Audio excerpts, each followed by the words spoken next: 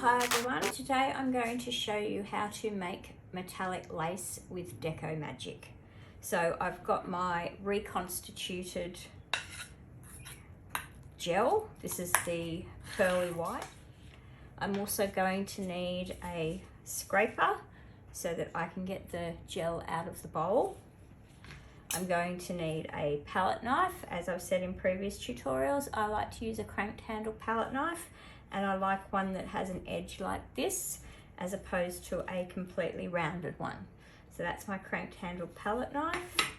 Then you're going to need a scraper. It's up to you which scraper you want to use.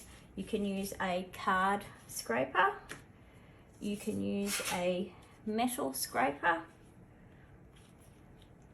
or you can actually use the insert that comes with Deco Magic Original. And this insert has got a little line down here. You can actually fold this in half.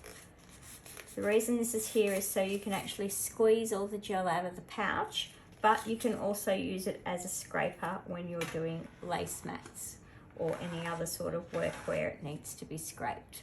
Entirely up to you what you prefer to use when you're actually making lace. So let's get started.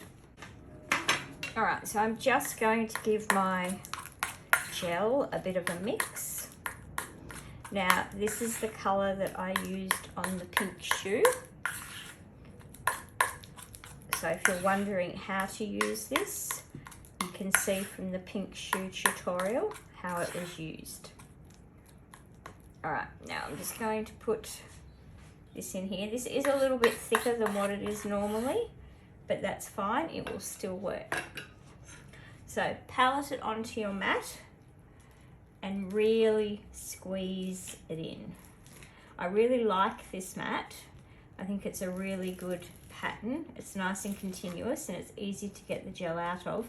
The only thing I don't like is these little holes here, because the gel always gets stuck in there because it's not in the continuous pattern. It doesn't come out, so then you've got to individually get all of the hard gel out later before you use it again. Especially if it's a different color, because otherwise the color runs into the color you're using. Okay, now as you can see, I'm really squishing it and pushing it into the mat.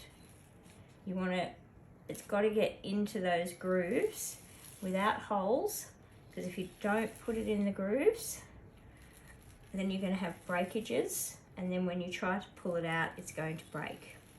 Now, unlike a lot of other lace products, not that I would class Deco Magic as a lace product, as Original Magic has 45 different uses at this stage. Unlike other products, you don't need to spray the mat. I see a lot of people spraying the mat and I just think, why would you bother? You also, unlike cake lace, you also don't need to do this twice. With cake lace, I've seen from tutorials that you actually have to pull it out of the oven and go over it a second time. You don't need to do that with Deco Magic. You just put it in the mold, leave it to dry, whether you air dry it or put it in your oven on 65 degrees, entirely your choice. Depends on how much of a hurry you're in. If you overcook it in the oven, not a problem. You just leave it on your bench for a little while and you will find that the humidity in the air will soften it enough that it'll go to the right consistency for you to get it out of the mat. Now, when you're filling the lace mat, the most important thing is not to have any holes. That is the most important thing, because those holes will expand. And as I said before, if you've got any breakages or any holes, then you're not going to have any, when you go to pull it out, there's going to be breaks and it's not going to be continuous, so you won't get it out in one piece.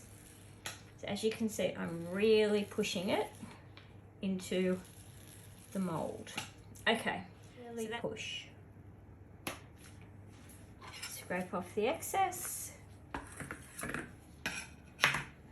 then the top one.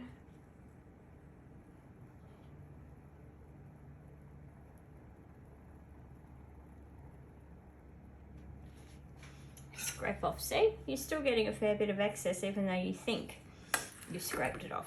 So we really haven't actually used that much gel. Now all I'm going to do is I'm going to put this into the oven. You can see that there's hardly, we can't see any holes. You'd be able to see the blue mat through it if there were holes.